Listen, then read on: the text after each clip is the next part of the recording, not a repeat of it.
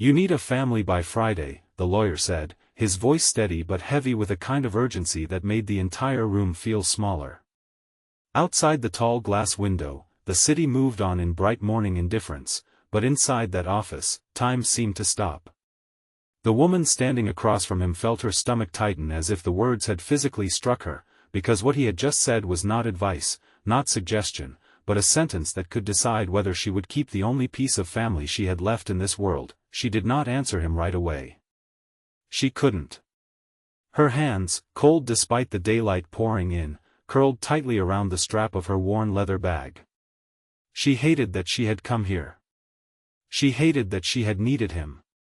And most of all, she hated that the only man who could help her was the same man she blamed for the darkest turn of her life. If stories like this touch your heart, take a moment to like, comment, share, and subscribe to Echo Tellies for more emotional journeys like this. Your support helps spread stories of kindness, second chances, and hope. Her name was Maricela Vance, a woman who had once believed life could be planned like a schedule, predictable, stable, safe. That belief had shattered 2 years earlier when her sister and brother-in-law died in a sudden accident, leaving behind a little girl named Liana. Since then, Maricela had become everything she never imagined: a guardian, a protector, a mother in all but name. She had fought paperwork, courts, debt, grief, and sleepless nights just to keep Liana from being placed in foster care. But now, everything was collapsing again. The lawyer in front of her, Adrian Keller, was not someone she trusted. He had been the opposing counsel in her earlier custody battle, the one who represented distant relatives who had tried to take Liana away. He had not been cruel, not loud, not visibly heartless, but he had been precise, calculated, and devastatingly effective. In her mind, he had always been the man who almost took her child away, and now, ironically, he was the only man offering her a way to keep her. The problem was not money. Not love. Not care. The problem was the court's latest demand, issued by a family judge who believed stability mattered more than intention. Maricela had been told that she needed to present a complete and stable family structure by the end of the week for final custody approval. A single guardian, no matter how devoted, was no longer enough in the eyes of the system that decided children's futures. The words sounded clinical on paper, but in reality they felt like a cruel joke. How could a family be manufactured in a matter of days? Adrian Keller had explained it without emotion at first, laying out the legal reality as if it were a weather report. But then something in his expression shifted, as if even he understood the injustice of it. That was when he repeated it, slower this time, like he wanted her to fully absorb it. She needed a family by Friday. The days that followed were a blur of desperation. Maricela tried everything she could think of: distant cousins she barely spoke to, old friends who hesitated, neighbors who avoided eye contact when she explained her situation. Every conversation ended the same way: sympathy without commitment. People were willing to feel sorry for her, but not willing to become part of her life for the sake of a courtroom decision. Each refusal chipped away at her strength. Liana, unaware of the legal storm brewing, continued to draw pictures of the two of them in a small house filled with sunlight. Every drawing felt like both a promise and a reminder of what was at stake. Maricela would sit at the edge of the child's bed at night, silently promising she would not lose her. By midweek, she had nothing left but desperation. That was when she returned to Adrian Keller's office, not because she trusted him, but because she had nowhere else to go. The hatred she carried toward him was complicated, woven from fear, misunderstanding, and the memory of how easily he had once dismantled her arguments in court. But beneath all that, there was something she did not want to admit: he was the only person who had never lied to her about the law. Adrian listened without interrupting as she explained her failure. He did not look surprised. Instead, he looked tired, as if he had seen this same story unfold too many times in too many lives. When she finished, silence settled between them again, but this time it was different. It was not empty. It was thinking. What he suggested next felt absurd at first. Not illegal. Not unethical. Just deeply uncomfortable in its simplicity. A temporary legal arrangement to present a functional family unit to the court. Not deception in the criminal sense, but performance in the legal one. Structured, documented, carefully controlled.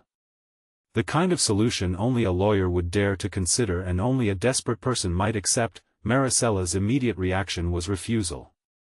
The idea of constructing a family out of paperwork and appearances felt like betrayal to everything she believed love should be. But then she thought of Liana's drawings again. Of the judge's cold requirement.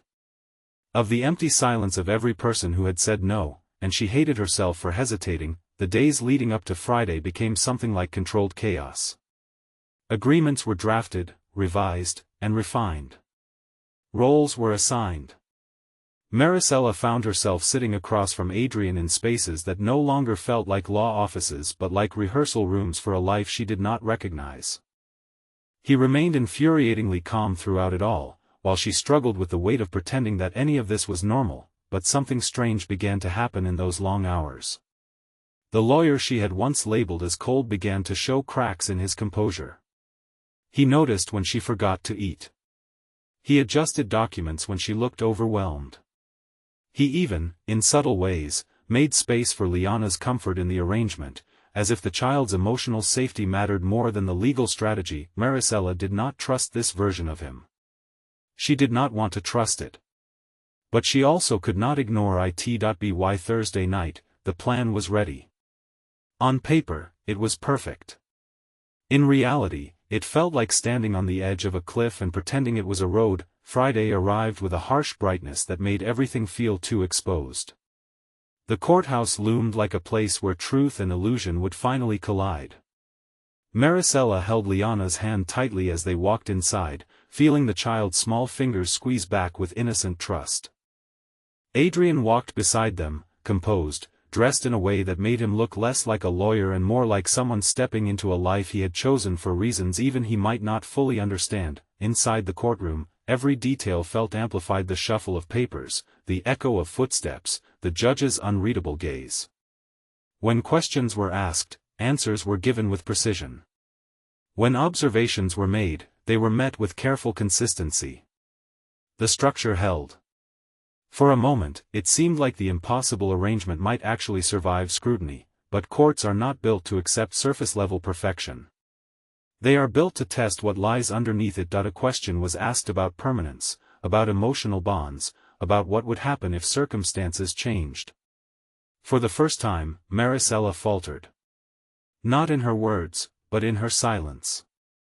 That silence was enough to create a crack in the carefully constructed narrative. Adrian stepped forward then, not dramatically, not loudly, but with a steadiness that shifted the atmosphere. He did not defend the paperwork.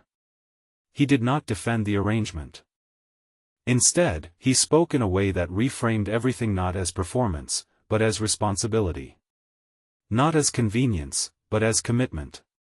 His words carried weight not because they were rehearsed, but because they sounded like something he had begun to believe while saying them. Maricela turned to look at him in that moment, truly look at him, and saw something she had refused to see before. This was not just a lawyer executing a strategy.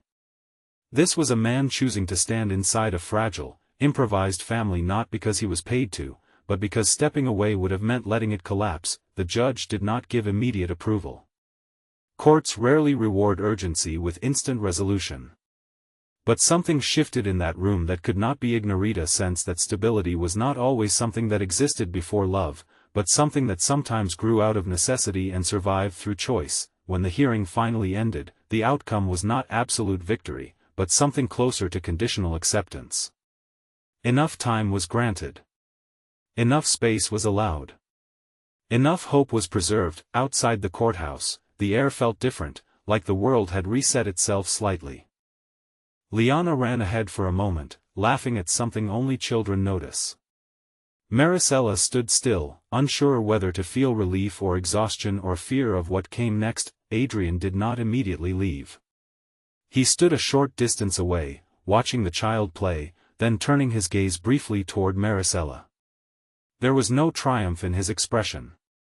Only understanding, and for the first time, she realized that her hatred toward him had always been built on half-truths and the version of him she had created in her pain, not the man who had quietly chosen to stay when leaving would have been easier. If this story moved you, take a moment to engage with it, like, share, and comment so more people can experience stories of resilience, kindness, and unexpected second chances on Echo Tellies. Before this story ends, there is something important to say. If it touched your heart even slightly, leave a comment and let it be known that hope still matters, even in the most unlikely places. Maricela finally exhaled a breath she had been holding for days.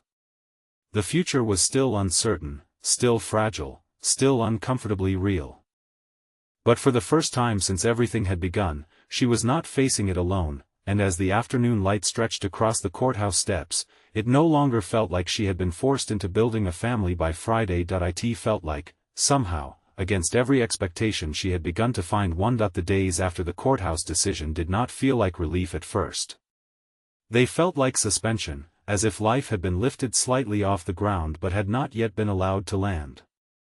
Maricela returned home with Liana that afternoon expecting peace, but instead she found herself trapped inside a strange new reality where nothing was truly resolved, only temporarily protected. The court's conditional acceptance meant that everything they had built was now under quiet observation, as if their lives had become a case study that might be revoked at any moment if it failed to look convincing enough. The apartment, once a place of simple survival, now felt like a stage where every detail mattered.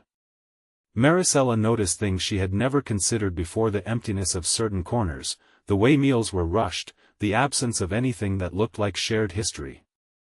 Even though Liana remained happy in her innocence, drawing pictures and filling the rooms with her small laughter, Maricela felt a constant pressure pressing against her chest, reminding her that stability was no longer just emotional, but something she had to continuously demonstrate. Adrian Keller became a quiet but persistent presence in their lives after that day.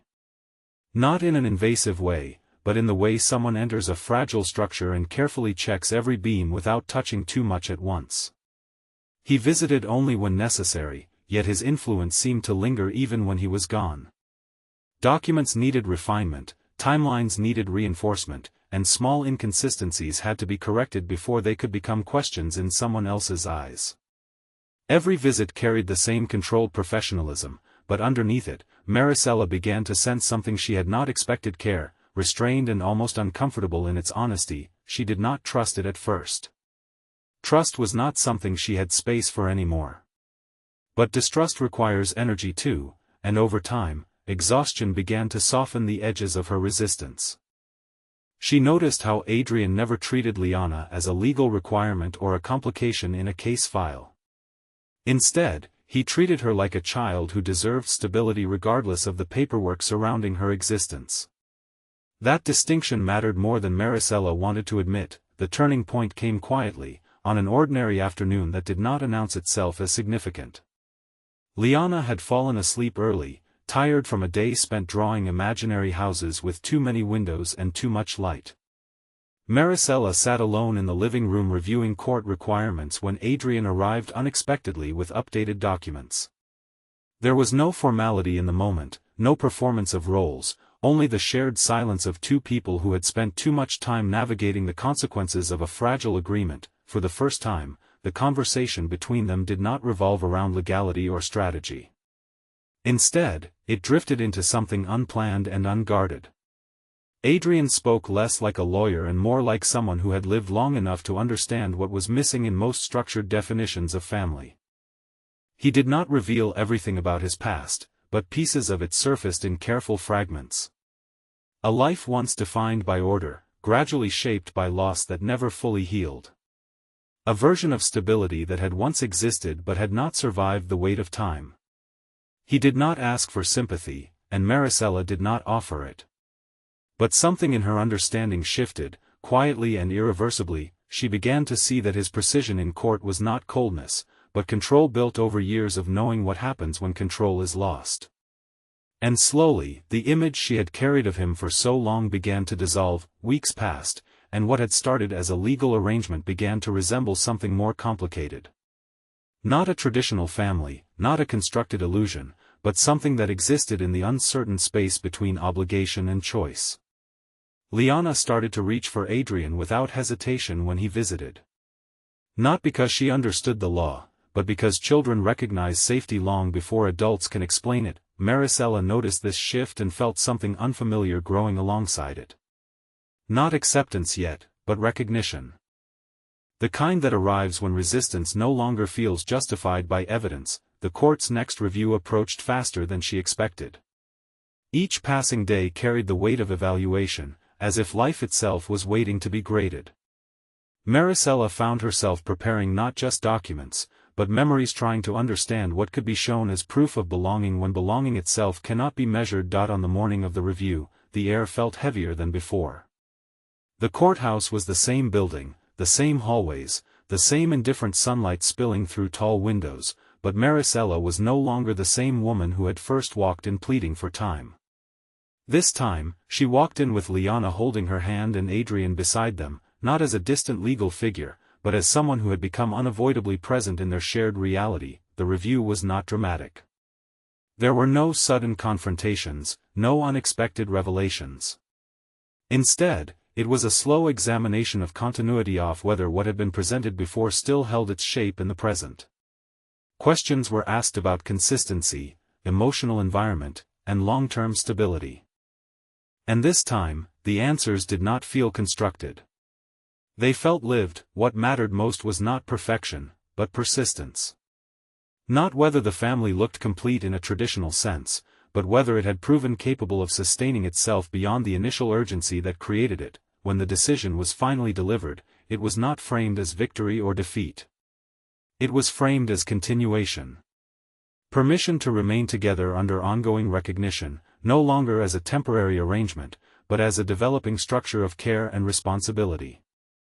The court had not declared them a conventional family, but it had acknowledged something more important: that stability can sometimes be built from unexpected beginnings, and that love, even when unplanned, can still become real through action. Outside the courthouse once again, the world felt different in a way that could not be easily described. Not because everything had been solved, but because the constant fear of collapse had finally loosened its grip. Liana ran ahead again, as children always do when they sense that the ground beneath them is no longer shaking. Maricela stood still for a moment, watching her, feeling the weight of the past week settle into something quieter inside her. Adrian remained nearby, not stepping forward, not stepping away, simply existing in the same space, as if distance no longer needed to be enforced between them. What had begun as necessity had not disappeared when necessity faded. It had changed shape. Slowly. Imperfectly. Realistically, there was no declaration, no dramatic confession, no forced conclusion to what their lives had become. Only the understanding that some families are not created in the way people expect, but are built in the aftermath of necessity, sustained by choice, and strengthened by the decision not to walk away once the crisis ends. Before this story closes, take a moment to reflect on it, because sometimes the most important families are not the ones we are born into, but the ones we build when life gives us no other option. If this story touched your heart, show your support for Echo Tellys by liking, sharing, and subscribing so more stories of hope and second chances can reach others who need them. And just before the end, leave a comment sharing what this story made you feel, because your words help keep these stories alive for others who may be silently looking for hope of their own. As the afternoon light softened over the courthouse steps, Maricela finally understood something she had not been able to see at the beginning. She had come here needing a family by Friday, but what she had found was something that did not follow deadlines at all. It simply grew, quietly, in the spaces where fear once lived.